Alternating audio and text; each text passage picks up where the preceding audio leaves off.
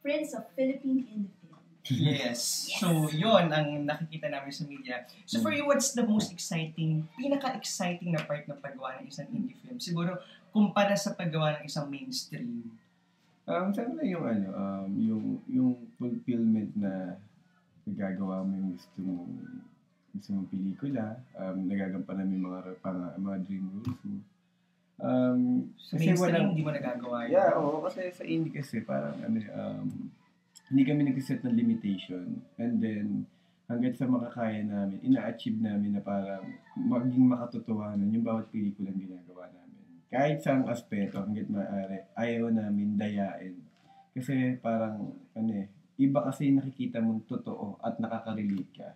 And then, pag pupunta kami sa abroad, nakakatuwa pag every time na tinatanong kami na, ano ba to?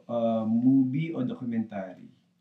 Or totoo bang mga artista to? Or ano lang talaga sila na kinuha? Bakit? Ba't nila tinatanong yun? Kasi siyempre nga, yung inaano namin na parang gusto namin ma-achieve na mapakita yung totoong mga pangyayari. Ayaw namin dayain na parang siniset up lang or ano. So parang sa mainstream natadaya? Parang gano'n? Diba? Kaya kayo naman ang paggawa ng pelikula, ayusin or pagandahin yung bawat mga Hindi naman porket ginawa yung isang eksena is totoo. Kasi ngayon, yung sabi ko nga, ang paggawa ng indie ngayon, ito yung parang makabagong paggawa ng pelikula.